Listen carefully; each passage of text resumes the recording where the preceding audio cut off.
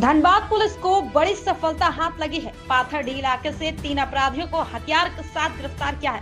पकड़े गए अपराधियों में सन्नी सिंह, सुमित बावरी और प्रिंस कुमार सिंह शामिल हैं। तीनों फिलहाल पाथरडीह में रह रहे थे। सिटी एसपी ऋतिक श्रीवास्तव ने मीडिया को बताया कि पकड़े गए अपराधियों के पास से एक 9mm पिस्टल और 2 जिंदा कारतूस बरामद की गई है। साथ ही एक एंड्रॉइड मोबाइल फोन भी जब्त किया गया है। साइबर अपराध के मामले में जेल जा चुके सन्नी सिंह 30 वर्षीय सन्नी सिंह मूल रूप से बिहार के नवादा जिले का रहने वाला है। इसका आपराधिक इतिहास रहा है। वो 2019 में डकैती और 2023 में साइबर अपराध के मामले में जेल जा चुका है।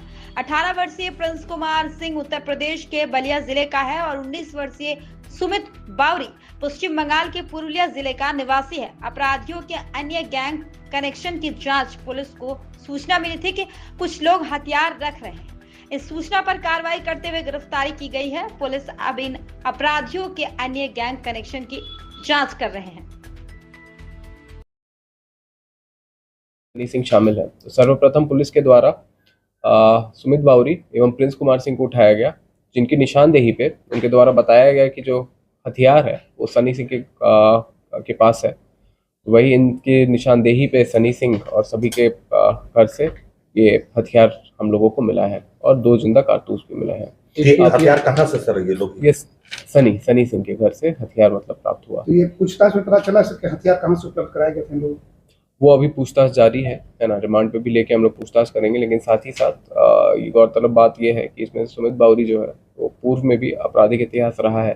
पूर्व में भी चोरी का घटना मतलब इन्होंने कारित किया है। साथ ही साथ जमशेदपुर में हुए कुछ मामलों में भी इनकी संलिप्तता पाई गई है।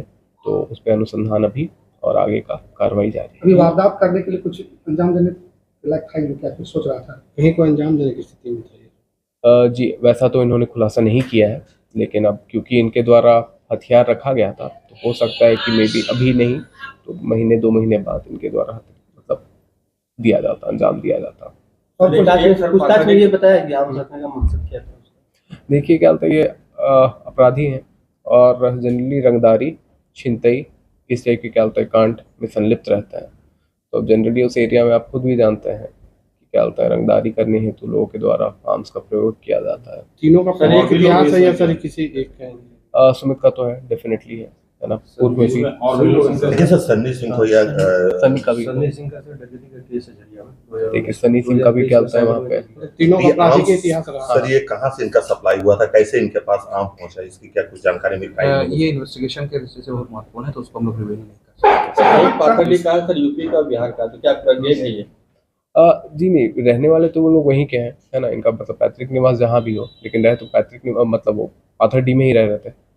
गैंग पूरा तो नहीं बोल सकते, लेकिन हाँ दूसरे गैंग के साथ ही संलिप्तता है इन लोगों की। पिछले दिनों जो सर डकैती अंतर्राज्यीय पकड़, क्या उस गैंग से भी जुड़ा? नहीं, उससे कोई भी जुड़ाव नहीं है इन लोगों का। वो बिल्कुल ही अलग गैंग था, उससे इस गैंग का कोई जुड़ाव नहीं। इसमें इतना ही लोग है कि इनके साथ और भी लोग?